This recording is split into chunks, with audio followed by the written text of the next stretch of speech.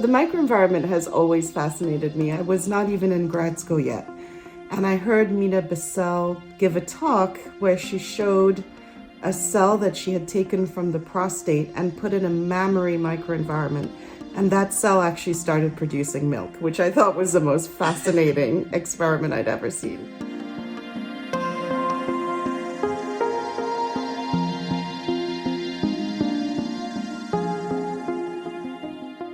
Professor Ashani Weeraratna has been studying the cellular microenvironment in her lab for the past 17 years. Cells don't live in isolation. The other cells, molecules and blood vessels in their surroundings can have a powerful effect on their behaviour. And this is especially important when it comes to cancer. So the tumor microenvironment is really the neighbourhood in which the cells sit. They sit in a network of matrix and mesh, and they have other cells that are around them, and the impact and the crosstalk of those cells with the tumor cells can have a huge impact on the behavior of the tumor cells outside of genetics. My lab and others are looking at the impact of aging of normal cells in the tumor microenvironment and how those impact cancer development and progression. It's such an obvious thing that cancer and aging go hand in hand. And yet, despite that, until we really started digging around, I don't think even I realized how important it would be to understand what those changes are and how we can target them. Cancer is often defined as a disease of aging, and the vast majority of cases occur in people over the age of 50. As global populations live longer, cancer is set to become a major public health burden. So how does an aging microenvironment around a tumour affect cancer progression? What we're finding is that the cells that are aging normally, as they're supposed to do around the tumor cells, are sending signals to those tumor cells that make them more metastatic and more invasive and more resistant to therapy. For example, if you look at the skin, we see collagen that is nice and firm and very dense in younger skin, but that we lose that density and that firmness in aged skin. And that provides ways for tumor cells to move differentially through that collagen. Also, immune cells. The immune system changes dramatically as we age.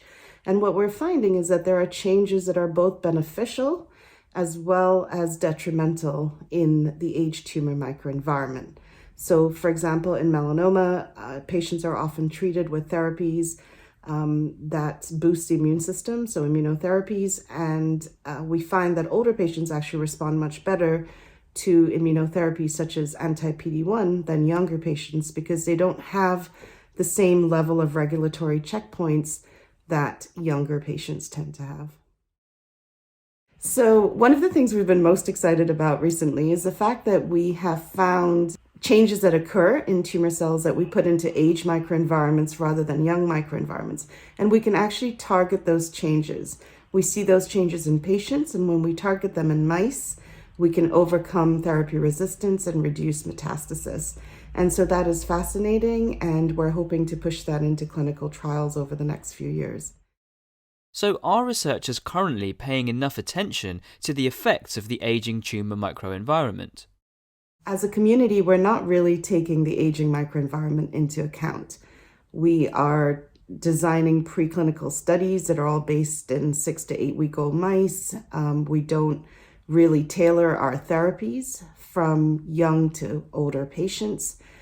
Our work has revealed that older patients respond very differently, even to targeted therapy. So that has been a really fascinating finding for us, because one of the early experiments that we did was to take genetically identical tumors that bore a mutation that we could target. And yet when we put the same tumors in either a young mouse or an aged mouse, what we saw was that the tumors in the aged mice, despite the fact that you had one gene and one drug to target that gene, behaved completely differently.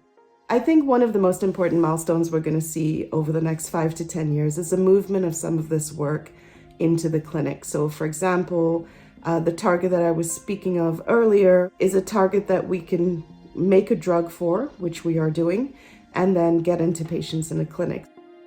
I also hope that people will start thinking about designing preclinical studies in young and aged mice. We're beginning to show that there are differences in older females and older males. So I think that's going to be an area of great importance as well.